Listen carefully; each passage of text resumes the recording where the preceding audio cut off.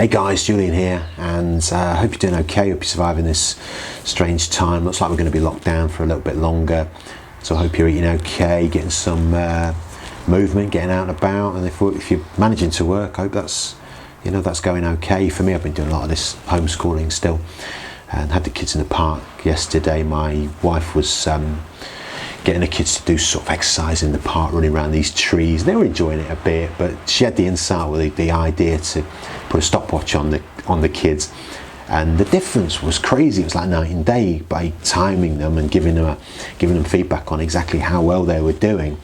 They got so into this game. Marina, my wife, did as well, and I did, and we were trying to beat each other's times and stuff, and we got really into it. And it did occur to me that recording things can be really, really powerful. I'll come back to that, so I've got a little idea for everybody. But I read yesterday on the BBC website that 9 out of 10 coronavirus deaths have underlying health issues, and a massive percentage of those are lifestyle diseases. It's your heart disease, your diabetes, things like that, making up a significant percentage of those underlying health issues. So it's kind of like same rules apply, guys. And it's never been a good time to have heart disease, but now it seems to be particularly bad. It's like lifestyle diseases are leading a significant percentage of people up to the edge of the cliff, and coronavirus is what's tipping them over the edge. So this isn't going to be the last virus, I can guarantee you that. So next one that rattles around, we're going to be a little bit older, and we're going to be closer to these lifestyle diseases if we're not there already. So what can we do about it? How can we bulletproof ourselves from being one of those unfortunate people? And is there anything we could do? And there's no guarantees in life, of course, as ever, but it does seem to me beyond doubt that moving towards predominantly a whole food plant-based diet with more movement and managing your stress is the way to, as best you can, bulletproof yourself against lifestyle diseases, and therefore hopefully protect yourself largely against coronavirus. But how do we do it? And what's that little story about my kids got to do with it? Well, for me, there's a little app I've got. It's a free one. It comes from Michael Greger, Dr. Michael Greger, who does loads of cool stuff. And what it does is it's kind of like on a point scale. It's like 24 points for a sort of perfect day, in his opinion, of eating. So you'll get points for a glass of water, you'll get points for whole grains, you get points for fruit, veg, spices, nuts, seeds, flaxseed. He's listed everything. He's made it so easy for us. So what I would suggest, or one idea, and this is what I did, is for the first week, don't particularly try and change anything, just record where you are. So pick that up in the evening, tick the boxes as you've whatever you've done that day, and come up with a score.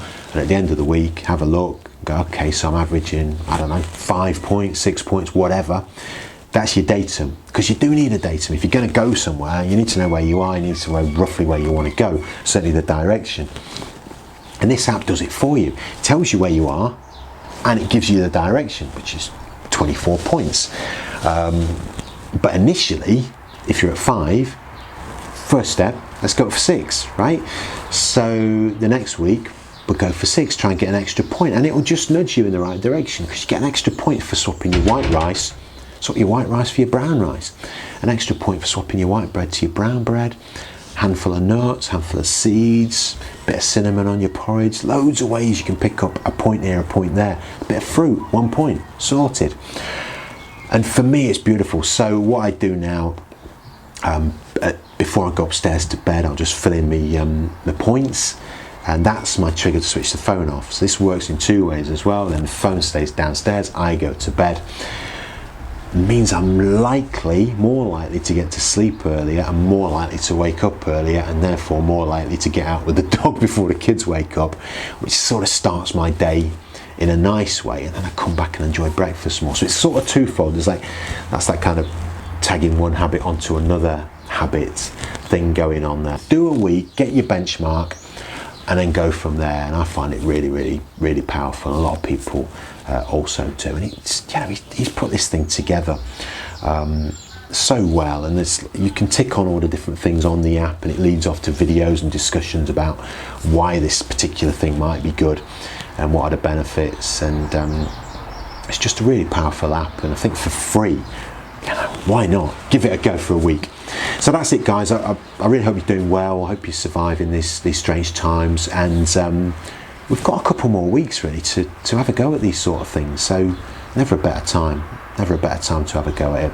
Subscribes, likes, always good. Comments, brilliant. Thank you, and I'll catch you soon, guys. Bye for now.